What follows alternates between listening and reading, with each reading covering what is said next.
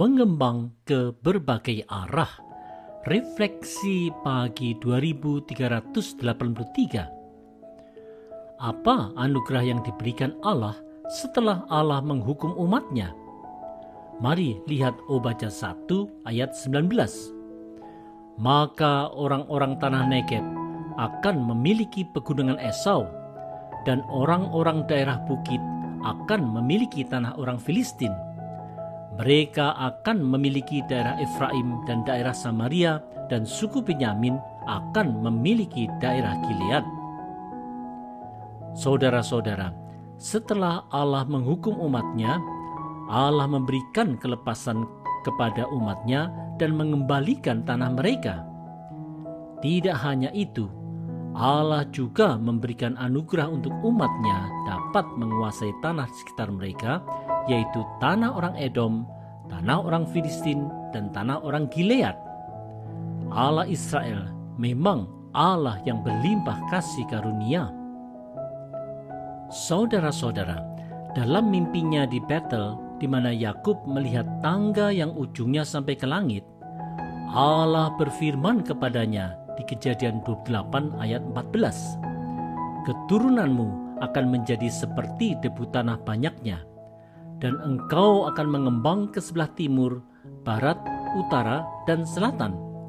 Dan olehmu serta keturunanmu, semua kaum di muka bumi akan mendapat berkat."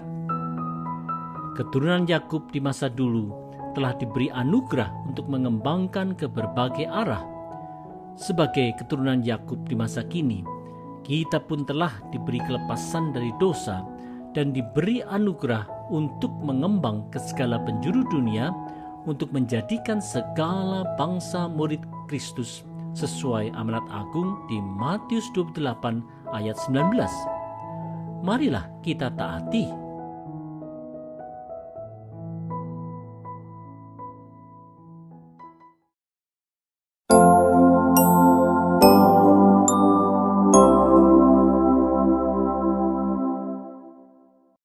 Kelimpahan dalam pertobatan.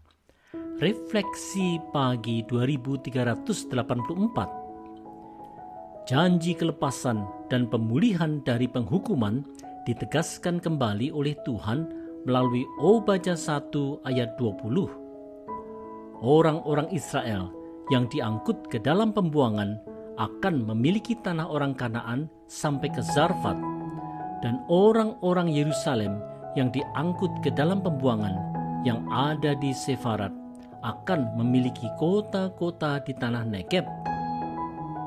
Saudara-saudara, meskipun bangsa Yehuda banyak yang telah menjadi tawanan dan dijual sebagai budak di tempat yang jauh, di dalam anugerah Tuhan, mereka akan kembali ke tanah airnya.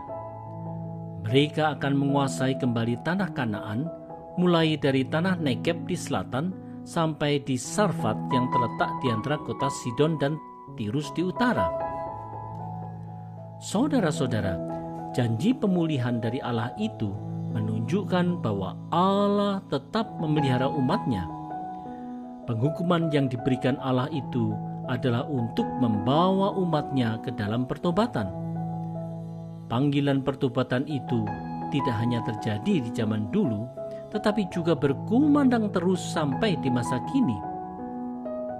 Di dalam penebusan Yesus Kristus, Allah selalu memanggil umatnya di dalam kelimpahan anugerahnya, supaya umatnya selalu hidup dalam berkat rohani, seperti yang disampaikan di Efesus 1 ayat 3.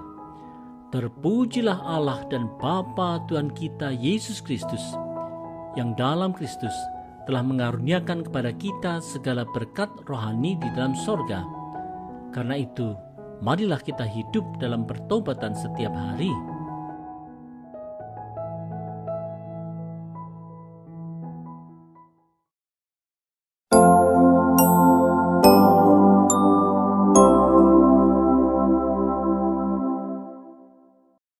Sang Empunya Kerajaan.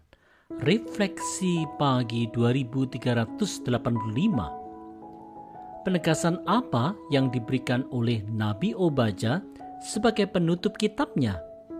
Mari lihat Obadya 1 ayat 21. Penyelamat-penyelamat akan naik ke atas gunung Sion untuk menghukumkan pegunungan Esau.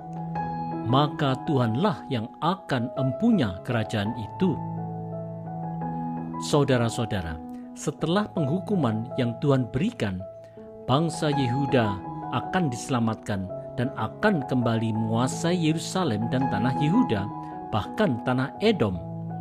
Semuanya itu terjadi untuk menunjukkan betapa Allah lah yang empunya kerajaan dan yang mengasihi umatnya, sehingga Allah memberikan anugerah keselamatannya. Memang Allah memberikan penghukumannya, tetapi Allah juga yang memberikan pengampunannya. Saudara-saudara, penegasan bahwa Tuhan yang empunya kerajaan dan yang menjadi raja selama-lamanya disampaikan juga oleh Rasul Yohanes dalam penglihatannya di Pulau Patmos, seperti yang dikatakan oleh malaikat di Wahyu 11 ayat 15. Pemerintahan atas dunia dipegang oleh Tuhan kita, dan Dia yang diurapinya, dan Ia akan memerintah sebagai Raja sampai selama-lamanya. Allah Bapa dan Sang Anak Domba, yaitu Yesus Kristus, memang pasti memerintah untuk selama-lamanya. Karena itu, marilah kita tundukkan hati kita di hadapan Allah dan Sang Anak Domba sebagai Sang Empunya Kerajaan dan mengakui kedaulatan Allah dalam kehidupan kita semua. Marilah kita hidup dalam ketaatan dan takut akan Allah.